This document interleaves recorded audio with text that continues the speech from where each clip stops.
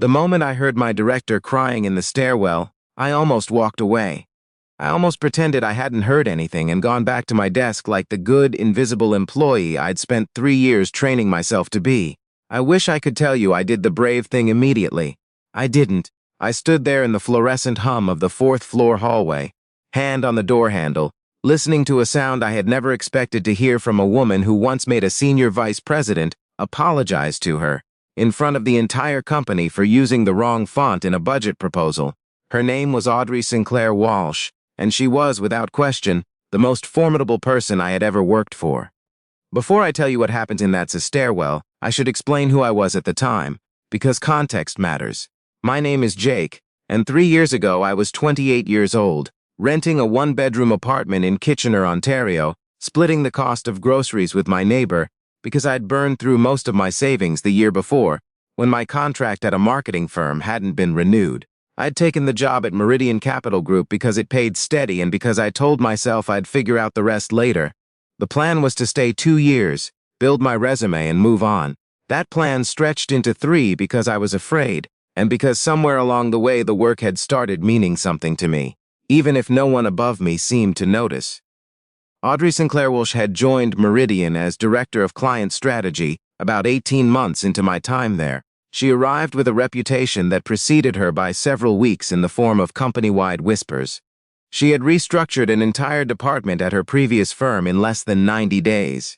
She had once fired a consultant mid-presentation for citing an outdated Statistics Canada report. She had, allegedly, never once been late to a single meeting in her professional life. The first morning she walked through our open office, I counted at least 6 people suddenly find urgent reasons to look at their screens. She was in her mid-40s, professionally composed in a way that felt almost architectural, like she had deliberately constructed every gesture and expression to communicate competence and nothing else. She didn't make small talk. She didn't hover in the kitchen during those long Friday afternoons when everyone else loosened up and started talking about weekend plans. She ate lunch at her desk, and her office door was always either fully open, which meant she was working, or fully closed, which meant she was on a call and you should not, under any circumstances, knock. I respected her immediately, the way you respect a force of nature. A cold front moving in from the north. You don't resent it. You just adjust. I could never tell what she thought of me. I was an analyst on the Client Insights team, which technically sat 2 levels below her, but our work fed directly into her strategy presentations. She reviewed my reports every quarter, and her feedback always came back in the same way. Tracked changes in red, no preamble, no acknowledgement of what was working, only the precise and exhaustive list of what needed to be different. I started staying late to go over her edits before submitting anything to her, trying to predict the red marks before they arrived. Sometimes I'd spend most of a Tuesday night reworking a single paragraph until it said exactly what I thought she wanted it to say. My colleague Petra, who had been at Meridian longer than anyone, told me not to take it personally. That's just how she works, Petra said one afternoon over coffee in the break room. She's like that with everyone. It doesn't mean she thinks you're bad at the job. But then Petra paused and added, more quietly, actually, I think the fact that she keeps sending the edits back to you directly, instead of routing them through your team lead, probably means something. I didn't know what it meant. I told myself it meant she found my work more annoying to fix than anyone else's. By the time autumn came around in my 3rd year, I had already started looking at job postings. Not seriously at first, just the way you scroll through real estate listings for houses you can't afford. But then a firm in Waterloo reached out after seeing my LinkedIn profile, and the conversation turned into a phone interview. And suddenly, there was something concrete on the table. Better title, a 20% pay bump. Dental covered from day 1, instead of after the standard 3-month wait. I told the recruiter I needed a week to think it over. That week, I drafted my resignation letter. I didn't send it. I printed it, folded it, and left it in the back of my desk drawer because I didn't quite have the nerve yet. But it was there, and knowing it was there made every morning easier somehow. A small private exit, always available. Then the last Thursday in October happened. The company was hosting what they called a strategy summit at a hotel in downtown Waterloo, one of those polished events that exists partly for client relationships and partly to justify the quarterly expense reports. Attendance wasn't optional. Everyone in the building above a certain grade was expected to show up in professional attire and circulate through the cocktail hour like they were enjoying it. I wore the blazer I'd bought 2 years earlier for a cousin's wedding in Guelph and told myself it still fit well enough. The venue was a converted heritage building near Victoria Park, all exposed brick and vaulted ceilings, the kind of space that photographs well for a company website. There was a string quartet in the corner, wine and sparkling water on tall tables, and the low hum of 100 people having the same 3 conversations in rotation: portfolio performance, Q4 projections, client retention. I was halfway through a glass of Pinot Gris and a conversation about the Leafs that I had not initiated when I noticed something off about Audrey. She had arrived on time, which was expected.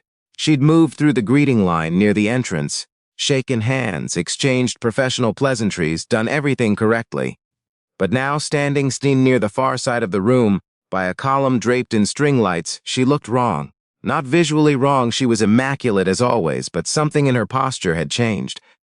Her shoulders were held too precisely, the way people hold themselves when they're working very hard not to let something out.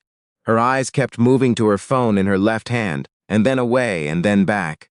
She wasn't participating in any of the conversations happening near her. She was standing slightly apart, and the gap between her and the nearest cluster of people had that specific quality of a gap that exists because everyone else created it deliberately. Nobody was going to walk over to Audrey Sinclair Walsh at a cocktail party. Nobody had the nerve. I finished my wine and stood there for a long time telling myself the same thing. Then I walked over. I don't have a good explanation for why. I've thought about it many times since, and the best I can come up with is that I had already decided privately that I was leaving the company. And when you've decided you have nothing left to lose, something shifts. The social calculations that normally run quietly in the background, the ones that keep you from doing anything that might read as presumptuous or out of place, they go quiet for a moment.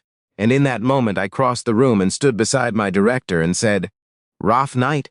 She looked at me with an expression I had never seen on her face before. Surprise, yes, but underneath that something else. Something that looked almost like relief, just for a second before she contained it. "Jake," she said. Just my name. Not a question, not a reprimand, just an acknowledgement. "I don't mean to intrude," I said, because suddenly I was aware that maybe this had been a catastrophic decision. "I just noticed you were standing over here by yourself, and I thought." "No," she said, and the word came out quietly without its usual precision. "No, it's fine." We stood there for a moment without talking. The string quartet had moved into something slow, and a few couples had drifted toward the open floor space at the center of the room. I watched them for a moment, and then, because the silence had reached the length where it either becomes comfortable or excruciating, I said, "Would you want to dance?" I don't know who was more surprised by the question, me or her. She looked at the dance floor, then back at me. I could see her working through some internal process, some calculation I wasn't able to read. "I'm not particularly good at it," she said. "Neither am I," said, "but no one's watching us right now, and I think it might beat standing here looking like we both want to leave." Something passed across her face. Not quite a smile, but something close to it. She set her phone down on the table beside her and took my arm. On the dance floor, we moved slowly, the way people do when they're more concerned with not stepping on each other than with any actual technique. There was a couple near us who knew what they were doing, all smooth turns and easy rhythm, and I pointedly did not look at them. After a moment, I realized Audrey's hand in mine was shaking. Not dramatically, not in a way anyone across the room would notice, but I felt it, the subtle, persistent tremor of someone who has been holding something in for a long time and is running out of room to keep holding it. I didn't say anything. I just kept moving, kept the rhythm steady. Then she said very quietly, "We lost Harrington today." I knew the name. Everyone in the company knew the name. Harrington Financial was Meridian's flagship client, a relationship that had been built over more than 8 years, the kind of account that showed up first in every annual report and got name-dropped in every pitch deck to prospective clients. Losing Harrington wasn't just a revenue problem. It was a structural problem, a credibility problem, the kind of thing that sends ripples through our organization and lands hardest on the person who was responsible for keeping it together. That person was Audrey. "I got the call at 4:30 this afternoon," she said, keeping her voice low enough that it didn't carry past the two of us. Their CEO had been in talks with a competitor for 3 months. No warning, no conversation. They'd already signed. She paused. I found out an hour before I had to walk through those doors and shake hands with everyone. I didn't know what to say. I thought about offering something reassuring, one of those phrases you reach for in hard moments, but they all felt wrong. Too easy. Too small for what she was actually describing. So I said, "That's a brutal thing to carry into a room like this." She inhaled slowly, the kind of breath someone takes when they're reminding themselves to stay upright. "The board is going to want answers by Monday morning. The team doesn't know yet. The other clients are going to hear about it, and when they do..." She stopped. "I've been running numbers in my head for the last 2 hours and I can't find a version of this that doesn't hurt the people on my team." And there it was. Not the strategic problem, the people. I hadn't expected that. We kept moving through the music, and I turned what she'd said over in my mind. In 3 years of working under Audrey Sinclair Walsh, I had never once heard her mention the team in a personal context. Everything was deliverables and timelines and standards of quality. I had built an entire mental model of her around that, a model in which she was efficient and demanding and fundamentally unconcerned with the human cost of her expectations. And here she was telling me that the thing keeping her awake wasn't her own position. It was the people under her. I said, "How long have you been running your departments this way? Alone, I mean." She looked at me then, a direct look, the kind she used in meetings when someone said something she wanted to examine carefully.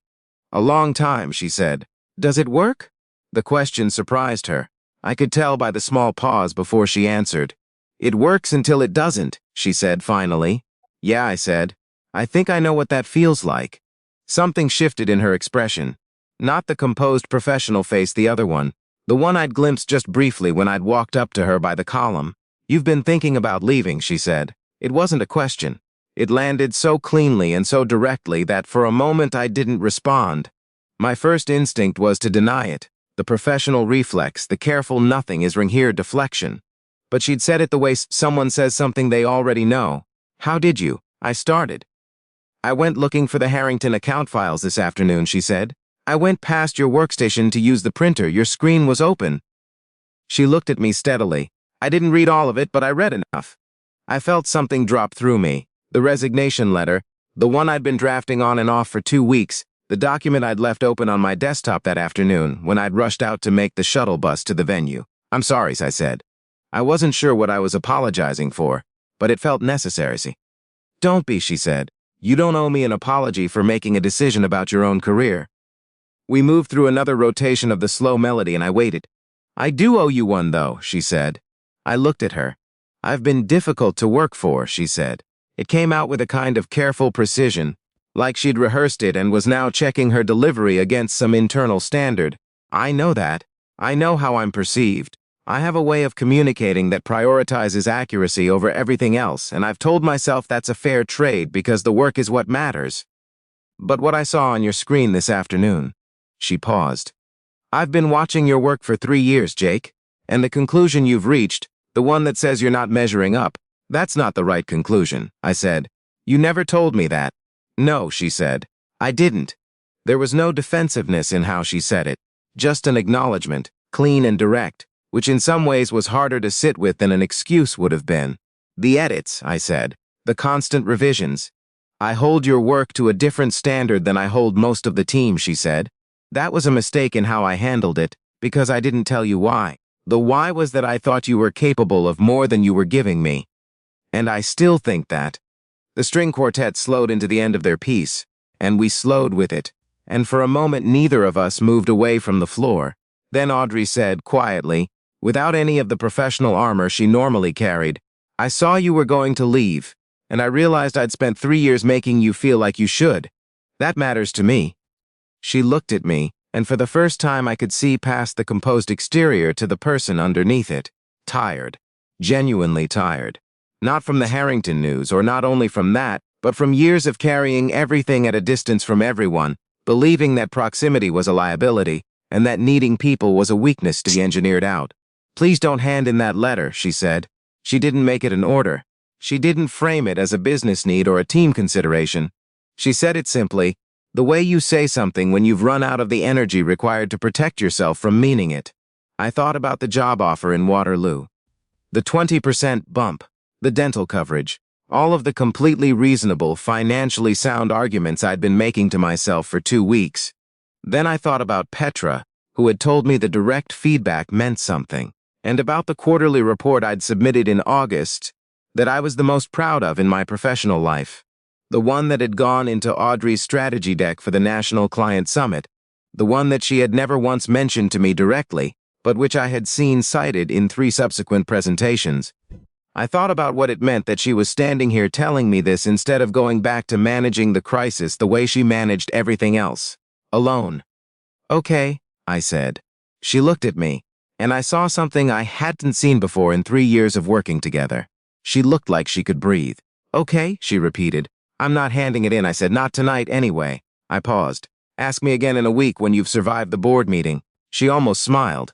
Not quite, but almost, and at that point in my career I was willing to take it. The following months were the hardest stretch I've experienced in any job. Losing Harrington sent shockwaves through the company, in exactly the ways Audrey had predicted. There were emergency meetings that ran past 9 in the evening. There were conversations I sat in on where senior people said things that were designed to assign blame. And I watched Audrey absorb those conversations without flinching and redirect them back toward solutions every single time. The board wanted a restructuring plan within 30 days. She delivered one in 18. But the other thing that happened, the thing that didn't show up in any project management timeline, was that Audrey started doing something she hadn't done before. She started asking. Not in the performative way that some managers start asking when they've been told by HR that they need to be more collaborative. Actually asking. She would come by my workstation at the end of the day with a specific question about a specific piece of analysis, and she would listen to the whole answer before responding.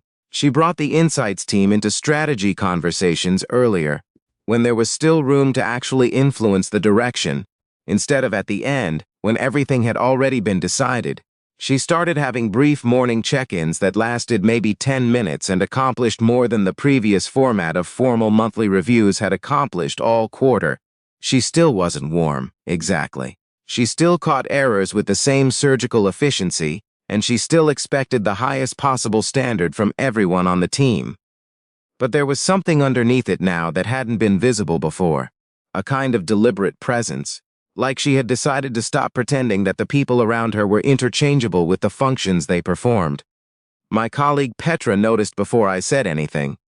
"Did something happen at the Waterloo Summit?" she asked one afternoon. "She seems different. She's going through a hard quarter," I said. "Yeah, but," Petra frowned thoughtfully, "she looks at people now. Like when you're talking to her, she actually looks at you." I didn't have an easy way to explain what had happened in a stairwell at a conference hotel on a Thursday night in October, so I just said, "I think she's figuring some things out." Petra accepted that, because Petra was perceptive enough to know when she'd gotten the real answer even if it was abbreviated. The Waterloo firm reached back out in November, after my deadline had passed without any response from me. I told them honestly that I had decided to stay where I was. The recruiter sounded mildly baffled, which I understood. On paper, the other offer was objectively better.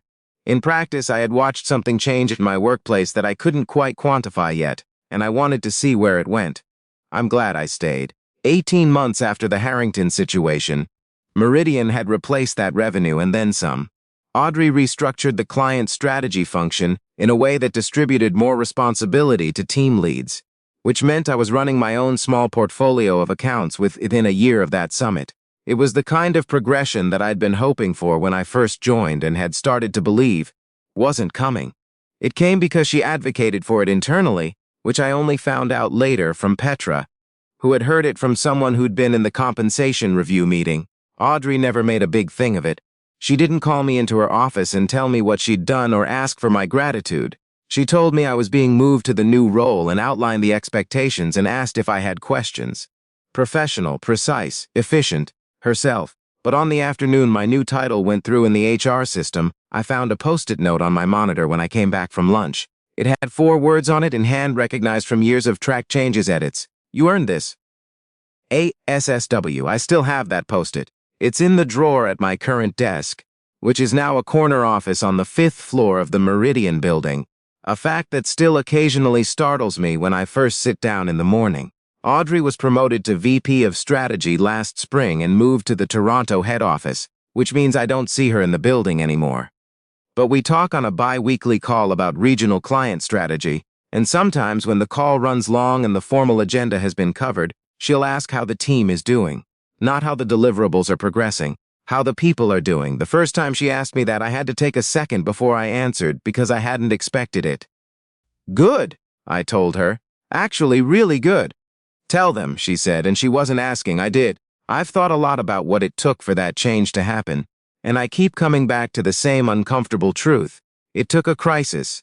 It took Harrington and a stairwell, and a moment when Audrey Sinclair Walsh had nothing left to protect herself with except honesty. It took someone standing close enough to notice that the most capable person in the room was shaking, and being willing to stay there instead of walking away. I was almost that person who walked away. I had the letter drafted. I had the other offer waiting. I had every reasonable justification to go.